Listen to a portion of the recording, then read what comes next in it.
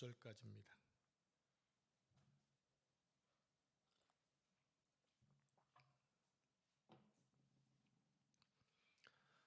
마가복음 14장 12절 25절까지 말씀 한 절씩 교독하겠습니다.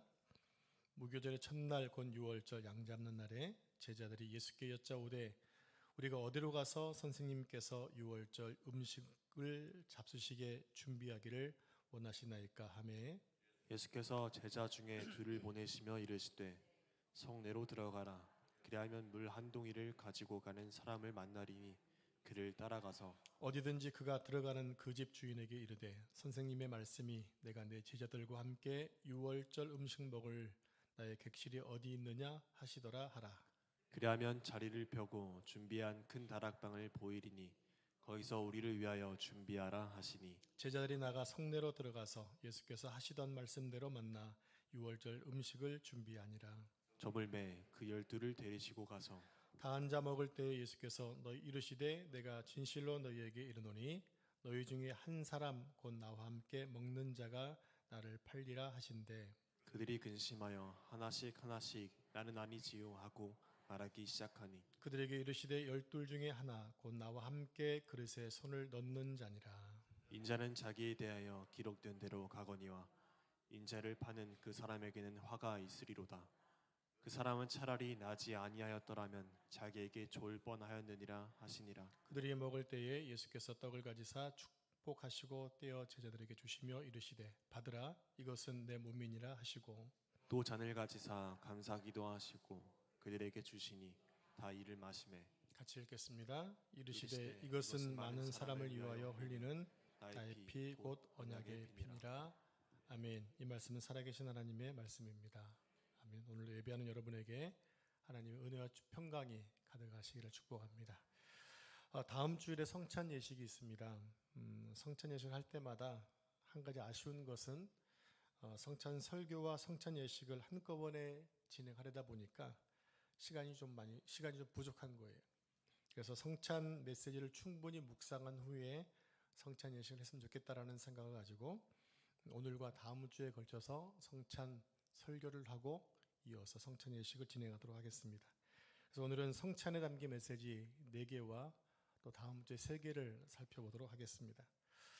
예수님이 6월절 전날 밤에 만찬을 나누어 준 사람들은 예수님의 제자들입니다. 그런데 그 중에는 몇 시간 뒤에 예수님을 팔아넘길 유다가 있습니다. 또 예수님을 3번 부인할 제자도 있습니다. 그리고 전부 도망쳐버릴 10명의 제자들이 함께 식탁에 둘러앉아 있습니다. 예수님은 조금 후에 당신을 배반하고 당신을 부인하고 다 도망칠 줄 아시면서도 제자들을 모아놓고 식탁을 베풀고 있는 겁니다. 식탁 위에는 6월절 음식이 놓여 있습니다. 그런데 식탁의 분위기가 심상치 않습니다. 예수님이 하신 말씀 때문에 그렇습니다. 우리 함께 본문 18절 말씀을 같이 합독하겠습니다. 시작. 다 앉아 먹을 때에 예수께서 이르시되 내가 진실로 너희에게 이르노니 너희 중에 한 사람 곧 나와 함께 먹는 자가 나를 팔리라 하신대. 아멘. 예수님이 당신을 팔 사람이 있다고 말씀하시자 식탁이 얼어붙었습니다. 그리고 제자들이 서로의 얼굴을 의심스럽게 쳐다보면서 한 명씩 돌아가며 떨리는 목소리로 주님께 묻기 시작합니다. 주님, 저는 아니죠. 저는 아니죠. 조금 후면 스승을 팔아넘길 제자도 묻고 또 스승을 부인할 제자도 묻고 전부 도망칠 제자도 똑같이 묻습니다. 주님, 저는 아니죠.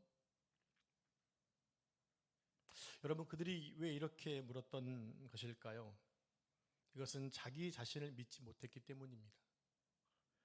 제자들은 예수님과 3년 반 동안 함께 했습니다. 천국 말씀을 들었고 기적을 보았고 귀신이 쫓겨나고 병자가 치유되며 바람과 바다가 잔잔해지는 것을 보았습니다. 그런 사람들이 지금 자기 자신을 믿지 못하고 있는 겁니다. 오늘 우리가 살펴볼 예수님과 제자들의 식탁에는 놀라운 메시지가 담겨져 있습니다. 이제 그 메시지를 하나씩 오늘은 4개만 열어보겠습니다. 첫 번째로 메시지는 죽음을 앞두고도 밥상을 차려주신 예수님의 사랑입니다. 여러분께 먼저 죄송한 질문을 하나 드리겠습니다. 만약 여러분이 내일 이 세상을 떠난다면 오늘 밤에 무엇을 가장 먼저 하시겠습니까? 죄송한 질문이에요. 내일 여러분이 돌아가신다면 오늘 밤에 주어진 시간 가운데 무엇을 가장 먼저 하시겠습니까? 사랑하는 사람에게 마지막 편지를 쓰시겠습니까? 아니면 사랑하는 사람에게 못다한 말을 하시겠습니까? 아니면 예수님께 절대 절명의 기도를 올리시겠습니까? 아니면 여러분 지인들에게 카톡을 남기면서 이별을 전하시겠습니까? 예수님은 모든 것을 알고 계셨습니다. 오늘 밤이 지나면 당신이 체포당하실 것을 아셨습니다. 그리고 불법적인 사형 선고가 내려져서 로마 병정들에게 채찍을 맞고 십자가에 달리실 것을 아셨습니다. 그런데 그 마지막 밤에 예수님이 하신 일이 무엇이었냐는 겁니다. 제자들에게 마지막 밥상을 차려주신 겁니다. 예수님은 그 식사를 위해서 철저하게 준비를 하셨어요. 자, 우리 함께 본문 13절에서 16절까지 말씀 한 절씩 교독하겠습니다. 예수께서 제자 중에 둘을 보내시며 이르시되 성내로 들어가라. 그리하면 물 한 동이를 가지고 가는 사람을 만나리니 그를 따라가서 어디든지 그가 들어가는 그 집 주인에게 이르되 선생님의 말씀이 내가 내 제자들과 함께 유월절 음식을 먹을 나의 객실이 어디 있느냐 하시더라 하라. 그리하면 자리를 펴고 준비한 큰 다락방을 보이리니 거기서 우리를 위하여 준비하라 하시니 제자들이 나가 성내로 들어가서 예수께서 하시던 말씀대로 만나 유월절 음식을 준비하니라. 아멘. 13절 말씀 보면 재미있는 사람을 볼 수 있습니다. 물동이를 가지고 가는 남자입니다. 꽃을 든 남자가 아니라 물동이를 맨 남자입니다. 당시 물 깃는 일은 보통 여자의 일이었기 때문에 남자가 물동이를 가지고 가는 것은 아주 드문 일이었습니다. 근데 그게 신호였어요. 그러니까 많은 군중 사이에서 그 사람을 쉽게 찾을 수가 있었다는 겁니다. 그래서 그 사람을 따라가서 집주인에게 선생님이 내 제자들과 함께 유월절 먹을 객실이 어디 있느냐라고 물으면 그가 준비된 다락방을 보이겠다고 말씀하셨습니다. 그래 그 모든 일이 예수님 말씀하신 것처럼 다 이루어지더라는 얘기입니다. 며칠 전에 예수님은 예루살렘 성에 입성하실 때도 그런 일이 있었죠. 어디에 가면 나귀 새끼가 몇 있을 것이다. 그 나귀 새끼를 풀고 와라.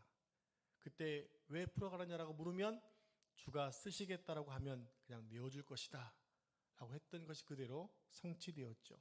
지금 상황과 매우 동일한 것들을 볼 수가 있다는 얘기입니다. 근데 여러분 6월절에 예루살렘에서 빈 방을 찾는 일은 매우 어려운 일입니다. 6월절 제사를 드리기 위해 각국에 흩어져 있던 디아스포라 사람들이 다 몰려들면 예루살렘은 차고 넘쳐납니다. 방이 없습니다.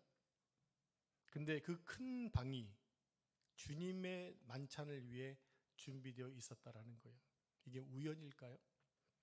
예수님이 십자가를 지시기 전에 제자들과 꼭 6월절 식사를 하기 원하셨기 때문에 이 모든 것들을 친히 준비해 놓으셨다고 하는 겁니다. 그렇다면 예수님은 왜 이렇게까지 은밀하고 치밀하게 준비하신 것일까요? 그때는 대제사장들과 서기관들이 예수님을 잡으려고 혈안이 되어 있었습니다. 그리고 유다가 이미 예수님을 팔기로 거래를 마친 상태였기 때문에 언제 배신할지 모르는 시간입니다.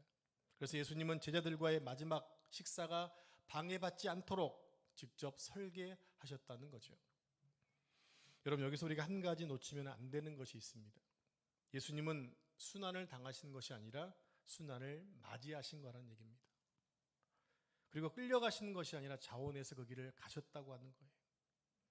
그리고 생명을 빼앗긴 것이 아니라 당신의 생명을 내어주신 것입니다. 왜냐하면 여러분과 저를 구원하시기 위해서. 예수님이 최후의 만찬을 하시는 것은 6월절이 시작되기 전날 밤이었다고 말씀하죠. 유대인들은 6월절을 자자손손 지키면서 기념합니다. 6월절은 이스라엘 백성들이 애굽의 종살이에서 해방된 날을 기념하는 날로 우리나라로 치면 광복절과 같은 날입니다. 애굽에 임한 마지막 재앙은 애굽에 있는 모든 사람과 가축 중에서 첫째를 다 죽이는 재앙이었습니다. 그 재앙을 피해가는 유일한 방법은 어린 양을 잡아서 그 피를 문설주에 바르는 것이었어요. 그러면 죽음의 천사가 문설주에 발린 피를 보고 패스오버 넘어갑니다. 바로 넘어간다 6월절입니다. 이후 이스라엘 백성들은 출애굽 사건을 기념하면서 축제일로 지켜요. 해방된 날이기 때문에. 그런데 예수님은 이 밤에 6월절 식사를 완전히 새롭게 바꾸셨다는 것입니다. 유월절 식사는 육신의 죽음을 건져낸 사건이었다고 한다면 예수님의 만찬은 영원한 죽음에서 영혼을 건져주신 식사로 바꿔버리신 거예요. 그러니까 옛 언약의 방식에서 새 언약의 방식으로, 그리고 어린 양의 피에서 하나님의 아들의 피로, 그 거대한 전환점이 예수님이 준비하신 마지막 유월절 만찬에 있었다고 하는 거예요. 그래서 예수님은 당신의 죽음을 앞에 두고서도 제자들에게 밥상을 차려주신 겁니다. 모든 제자들이 다 당신을 배반하고 떠날 줄 아시면서도 예수님은 그 식탁을 준비하셨어요. 예수님은 끝까지 마지막 순간까지 사랑하는 제자들의 밥상을 차려주신 것입니다. 두 번째 메시지는 마가복음에는 예수님을 배반한 제자를 밝히지 않고 있다는 거예요. 사복음서는 모두 최후의 만찬을 기록하고 있습니다. 4명의 복음서 기자가 같은 밤 같은 사건을 자기들의 관점에서 기록을 했어요. 사복음서를 나란히 펴놓고 비교해 보면 조금의 차이점들이 있습니다. 그 중에 하나가 마가복음에서는 배반자 유다를 밝히고 있지 않다라는 겁니다. 그런데 마태복음에서는 배반자가 유다임을 정확히 설명합니다. 유다가 예수님께 저입니까? 라고 묻자 예수님은 네가 그렇게 말했다라고 말씀하고 있거든요. 그러니까 마태복음은 유다가 배반자임을 지목하고 있습니다. 그런데 마가복음은 그렇지 않아요. 우리 함께 본문 18절 말씀을 같이 다시 합독하겠습니다. 시작. 다 앉아 먹을 때에 예수께서 이르시되 내가 진실로 너희에게 이르노니 너희 중에 한 사람 곧 나와 함께 먹는 자가 나를 팔리라 하신대. 예수님은 당신을 배반할 사람을 정확하게 지목하지 않으시고 너희 중에 한 사람이라고 말합니다. 너희 중에 한 사람. 그래서 제자들은 저마다 예수님께 묻는 거예요. 저는 아니지요. 저는 아니지요. 제자들 모두가 다 예수님께 물었습니다. 주님, 저는 아니죠. 여기서 한 가지 의문이 생깁니다. 왜 마가는 유다를 배반자로 지목하지 않은 걸까요? 여기에 성만찬 두 번째 메시지가 담겨져 있습니다. 즉 마가는 범인 색출에 관심이 없었다는 겁니다. 만약 유다를 지목해 놨으면 11명의 제자들은 면죄부를 가질 거 아닙니까? 유다가 범인이니까 나는 팔자가 아니네. 그런데 마가는 배반자를 밝히지 않아요. 왜 그랬을까요? 그래서 마가가 보기에 배반자는 유다 한 명뿐만이 아니었거든요. 저는 아니지요. 여러분 이 말에 담긴 속뜻이 무엇인지 아십니까? 설마 내가 아무리 그래도 내가 설마 예수님을 배반하겠어? 그럴 리가 없지.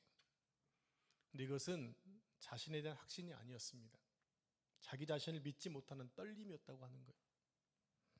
그리고 실제로 그 밤에 예수님이 잡히시자 어떤 현상이 일어났습니까? 유다는 스승을 포박하기 위해 군인을 데려왔고 베드로는 3번씩 부인하고 나머지 제자는 다 도망쳤습니다. 그러니까 마가가 보기에 배신자는 유다 한 명만이 아니었던 겁니다. 모든 사람들이 다 식탁에 둘러앉은 모든 12명의 제자가 다 배반자였고 배신자였다라는 거예요. 그리고 마가가 유다를 지목하지 않은 또 다른 이유가 있습니다. 그것을 알려면 우리는 마가복음이 쓰여진 때 시대 상황을 알아야 됩니다. 마가복음은 로마 제국의 모진 박해 가운데 한복판에서 기록을 했습니다. 로마 시대 그리스도인들은 매일매일 목숨을 걸고 신앙을 지켰거든요. 그러니까 신앙 공동체를 지키기 위해서 이 편지를 쓴 것인데 그런 가운데 함께 빵을 나누던 가장 가까운 형제가 배교하는 일들이 생겨나고 있는 거예요. 왜냐하면 핍박이 너무너무 심하니까. 교회 안에서 모진 박해를 견디지 못한 동료를 밀고 가는 일까지 생겨나게 됩니다. 그러니까 신앙 공동체가 안에서부터 서서히 무너지기 시작을 하고 있었던 것이죠. 그런 가운데 배교했다가 다행히 회개하고 돌아온 사람도 많이 생겨났습니다. 예를 들어 저는 아니지요라고 물었지만 결국 배교하고 무너졌던 사람들, 그러나 뉘우치고 다시 돌아와서 함께 섞여 있는 공동체가 바로 로마 시대에 있었던 그리스찬의 모습이었다는 얘기입니다. 그래서 마가복음은 유다 한 명을 지목하는 대신에 제자 전원이 저는 아니지요라고 묻게 했던 거예요. 그런데 이 질문은 12제자만의 질문은 아니었다고 하는 겁니다. 오늘 우리의 질문이기도 합니다. 여러분은 신앙생활 하시면서 주님을 배반한 적이 없으신가요? 우리도 늘 연약해서 하나님을 배반할 때가 많이 있습니다. 하나님의 사랑을 의심하고 내 기도를 들어주지 않으신다고 삐지고 예수님이 주인이 아니라 내가 주인 되어 살 때가 너무 많기 때문에 그렇습니다. 그 모든 것 자체가 바로 주님을 배반하는 행위라는 것입니다. 그런데 여러분 괜찮습니다. 그 흔들림과 떨림은 부끄러운 것이 아니에요. 2000년 전 12제자도 똑같이 흔들리고 떨었던 문제이기 때문입니다. 3년 이상을 예수님의 말씀을 듣고 수많은 기적을 보고 함께했던 제자들도 자기 자신을 믿지 못했거든요. 하물며 말씀 하나 보고 있는 우리들은 얼마나 많은 떨림과 배반이 있겠어요. 괜찮다는 얘기입니다. 그런데 마가가 이 장면을 진짜 기록한 이유가 따로 있습니다. 마가복음은 이 배신의 이야기를 성찬 제정 바로 앞에 배치하고 있다는 얘기입니다. 우리 함께 마가복음 14장 10절 11절 말씀을 교독하죠. 12 중에 하나인 가룟 유다가 예수를 넘겨주려고 대제사장들에게 가매 그들이 듣고 기뻐하여 돈을 주기로 약속하니 유다가 예수를 어떻게 넘겨줄까 하고 그 기회를 찾더라. 네, 마가는 유다의 배신 이야기를 성찬식보다 앞에 놓고 있습니다. 마가의 의도가 뭘까요? 성만찬은 불완전하고 믿음이 약하고 언제든 무너질 수 있는 제자들을 사랑으로 붙들어 주시는 예수님의 양식임을 표현하기 위해서였다는 겁니다.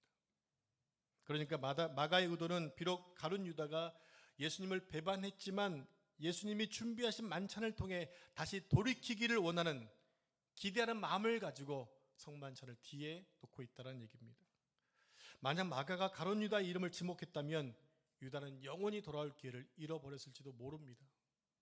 그래서 이름을 지목하지 않음으로 인해 돌아올 기회를 여지를 남겨놓았던 거예요. 그러니까 예수님의 식탁에 앉는 자격은 완벽함이 아니라고 하는 겁니다.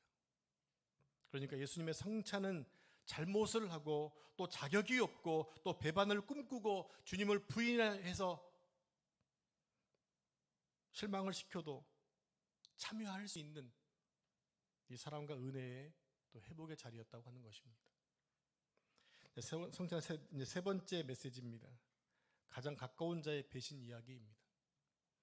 여러분 혹시 인생을 사시면서 가장 가까운 사람들에게 배반을 당해 보신 적이 있으신가요? 늘 같이 지내고 얼굴을 마주하고 함께 밥을 먹던 사람에게 배반을 당한 적은 없으신가요? 그 아픔과 배반감은 모르는 사람, 별로 안 친했던 사람에게서 당하는 것과는 차원이 다르죠. 믿는 사람에게 또 사랑했던 사람에게 당하는 배신은 정말 가슴이 찢어질 만큼 아픕니다. 여러분 유다는 예수님이 가장 신뢰했던 제자입니다. 무엇으로 알 수 있나요? 재정을 맡겼잖아요. 가장 믿을만하고 가장 신뢰했기 때문에 재정을 맡긴 것입니다. 우리가 가장 믿는 사람에게 재정을 맡기는 것처럼 예수님 유다를 신뢰했습니다. 그런데 예수님은 가장 믿는 자로부터 배반을 당한 아픔을 겪게 된다는 얘기입니다. 자, 본문 20절 말씀을 같이 합독하겠습니다. 시작. 그들에게 이르시되 12 중에 하나 곧 나와 함께 그릇에 손을 넣는 자니라. 네, 이 문장을 대충 보면 아무런 문제가 없어 보입니다. 그러나 이 문장은 너무 마음이 아픈 구절입니다. 그 이유를 알려면 당시 유대인들의 식사 문화를 아는 게 필요합니다. 2000년 전 유대의 식사 문화는 오늘날과 많이 다릅니다. 우리는 위생 때문에 각자의 밥그릇, 각자의 국그릇, 또 그리고 반찬이 담긴 용기를 사용합니다. 좀 수준 있는 집에 가면 이렇게 어떤 쟁반 같은 데다가 자기 음식만 담겨두잖아요. 왜냐하면 위생 때문이기도 하겠지만 나름대로 멋진 것 같습니다. 정량을 먹을 수 있으니까. 그런데 예수님 당시에는 식탁 가운데 허브와 각종 양념이 섞인 소스가 담긴 커다란 대접이 하나 놓여 있어요. 자, 그림 좀 보여주실래요? 저기에 보면 여러 가지 아몬드, 사과 할 거 없이 많이 해서 좀 죽처럼 만들어 놓는데 저것을 떠다가 앞살에 넣고 먹는 것이 아니라 저기다 빵을 그냥 함께 찍어 먹는 거예요. 대접 안에다가. 지금 떠서 먹는 그런 문화가 아니었다고 하는 거예요. 그러니까 이것을 우리 한국으로 치면 한솥밥을 먹는 상황이라는 얘기입니다. 그러니까 바로 옆자리에 앉아서 빵을 찍어 먹다가 두 사람의 손이 부딪힐 수도 있겠죠. 그만큼 친밀했다는 얘기입니다. 그때 예수님이 이렇게 말씀하신 겁니다. 나를 배신할 사람은 먼데 있는 것이 아니라 지금 내 옆에서 나와 함께 소스에 빵을 찍어 먹는 사람이다라고 말씀하고 있는 거예요. 이름을 밝히지 않으면서도 가장 친밀했던 사람이 배반하고 있다는 사실을 알려주신 거죠. 즉 그렇게 주님과 가까이 있는 유다가 이미 대제사장에게 스승을 팔 돈을 이미 받았습니다. 그런데 예수님은 이미 유다가 배신한 것을 알고 계셨죠. 그런데도 예수님은 유다를 식탁에서 배제하지 않고 계시다는 얘기입니다. 왜 그러셨을까요? 유다에게 기회를 주신 거예요. 나는 내가 무엇을 하려는지 다 알고 있다. 그러나 아직도 기회가 있다. 그러니까 예수님의 말씀 속에는 유다를 포기하지 않으시는 겁니다. 우리 같으면 어떻게 하겠어요? 괘씸하고 미워서 그냥 본체도 안 할지 모릅니다. 예수님은 가장 믿었던 제자의 배신을 아시면서도 그 제자를 식탁에서 밀어내지 않으셨습니다. 배신자를 품은 채로 빵을 떼신 거예요. 다시 돌이킬 기회를 주신 것입니다. 이것이 세 번째 성만찬의 메시지입니다. 배반자를 쳐내지 않고 끝까지 품으시는 예수님의 사랑이죠. 네 번째 메시지는 빵을 떼심에 대한 이야기입니다. 예수님은 손에 빵을 드시고 그 빵을 이렇게 떼셨습니다. 다음 주에 보게 될 겁니다. 제가 이렇게 빵을 이렇게 찢잖아요. 그런 모습입니다. 그래서 빵을 떼다라는 단어에는 십자가 사역에 대한 전부가 담겨져 있습니다. 자, 우리 본문 22절 말씀을 같이 합독하겠습니다. 시작.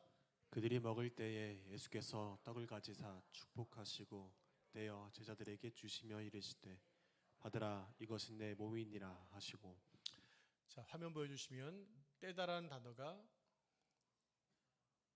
클라오라는 단어입니다. 클라오.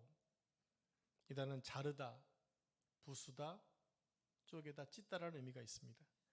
즉 떼다 할 때 이 말은 힘주어 찢는 것을 말합니다. 그러면 무슨 소리가 나겠어요? 빵이 찢어지는 소리가 납니다. 그리고 갈라지면서 속이 드러납니다. 예수님은 빵을 손으로 잡고 찢으면서 이것이 내 몸이다라고 말씀을 하셨습니다. 여러분 이 말씀은 비유가 아니라 예언입니다. 예수님이 몇 시간 뒤에 일어날 일을 미리 예언하시는 거예요. 빵이 찢어지듯이 당신의 몸이 찢어질 것을 예언하시는 겁니다. 고문당하실 때 채찍에 살이 찢어지고 과시간에 머리가 찢겨지고 큰 못에 손과 발이 찢어지고 창으로 옆구리가 찢어질 것을 미리 말씀하신 것입니다. 빵을 들고 떼시는 그 손은 불과 몇 시간 뒤에 커다란 못에 뚫리게 될 것입니다. 어느 정도의 못일까요? 제가 가지고 왔습니다.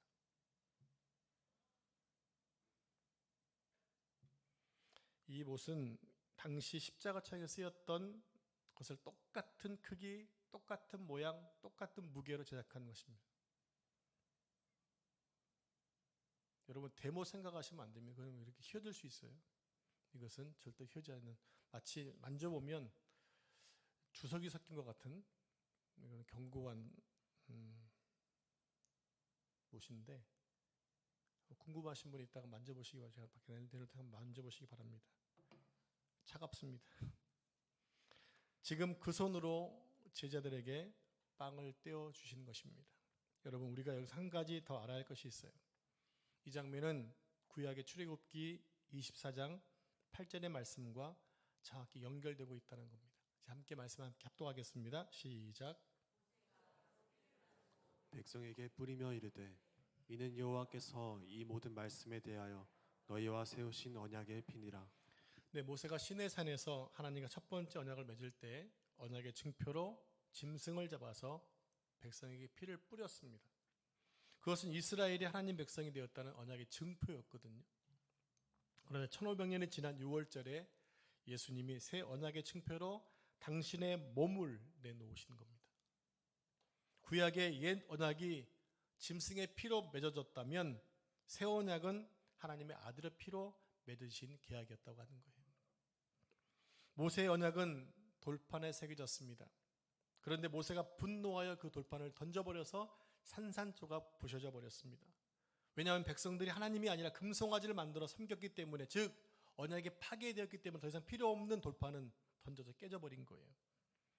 그러나 예수님의 몸으로 맺은 언약은 절대로 깨어지지 않습니다. 예수님이 빵을 떼신 것은 바로 이것입니다. 언약을 더 이상 깨지는 돌에 새기지 않겠다는 겁니다. 내 몸을 찢어서 영원히 깨지지 않는 새 언약을 세우겠다고 말씀하시는 겁니다. 여러분, 성찬은 단순한 식사 자리가 아니라 십자가에서 일어날 일을 미리 예언하신 것입니다. 그래서 예수님은 십자가에 달리시기 전에 사랑하는 제자들에게 이 사실을 알려주고 싶었던 거예요. 내가 왜 죽는지, 내 죽음이 무엇을 뜻하는지 미리 알려주겠다는 것이죠. 그래서 성찬에서 빵이 찢어지는 그 소리는 십자가에서 예수님의 몸이 찢어지는 소리였어요.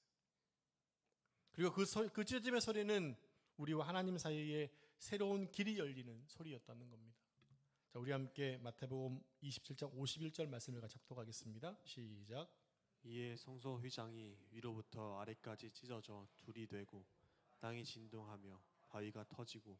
예수님이 숨을 거두시는 순간 성전의 휘장이 위에서부터 아래까지 쭉 찢어졌습니다. 그 두께가 약 40cm였다고 말씀드렸잖아요. 사람이 헤라클레스 삼손도 찔 수 없는 그 두께의 천을 하늘에서 쫙 찢으시는 것입니다. 그리고 성전의 휘장이 찢어지자 하나님께 나아가는 새 길이 활짝 열려지게 되었습니다. 복음성가 중에 이런 찬양이 있잖아요. 주의 보좌로 나아갈 때 어떻게 나가야 할까? 나를 구원한 주의 십자가 그것을 믿음에 가네. 자격 없는 내 힘이 아닌 오직 예수님의 보혈로, 십자가의 보혈, 완전하신 사랑 힘입어 예배합니다. 주님의 보혈로 인해 우리에게 하나님께 나아가는 새 길이 활짝 열렸습니다. 그래서 우리가 지금 이렇게 예배당에 앉아서 예수님의 이름으로 예배를 드리는 것입니다. 사랑하는 여러분, 오늘 우리는 성찬에 담긴 4개의 메시지를 묵상했습니다. 죽음을 앞두고서도 밥상을 차려주신 예수님의 사랑 이야기, 예수님을 배반한 제자를 밝히지 않는 이야기, 그리고 가장 가까운 자의 배신 이야기, 그리고 빵을 떼심으로 인해 세계를 여신 예수님의 이야기를 살펴보았습니다. 다음 주에 세계를 묵상하게 될 텐데 이 말씀을 잘 기억하시고 다음 주에 또 세계를 기억하셔서 올해 우리가 이 맞는 성찬 예식이 참 습관적으로 하는 성찬이 아니라 그런 예수님의 성찬 담긴 메시지와 함께 내 삶을 주님께 드리기 위해 작정하는 그런 성찬 예식이 되었으면 좋겠습니다. 기도하겠습니다. 십자가를 앞에 두시고도 제자들에게 밥상을 차려주신 사랑의 주님, 배반할 자를 아시면서도 밝히시지 않으신 주님,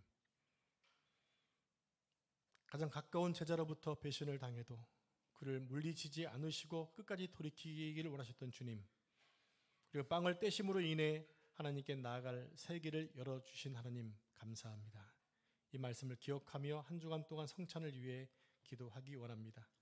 주님의 몸과 피를 대하는 성찬 예식을 통해 주님과 하나 되는 주님의 성결한 신부들이 될 수 있도록 도와주옵소서. 주님의 가신 길을 함께 달려가기 원합니다. 주님은 그 길을 홀로 가셨지만 그 길을 갈 수 있는 기회를 주신 것 감사합니다. 주님과 동행하며 주님 가신 길을 묵상하며 주님께서 베푸신 그 사랑을 전하는 삶을 살 수 있는 우리 모두가 되게 해 주옵소서. 이 모든 말씀 전능하신 예수님의 이름으로 기도합니다. 아멘.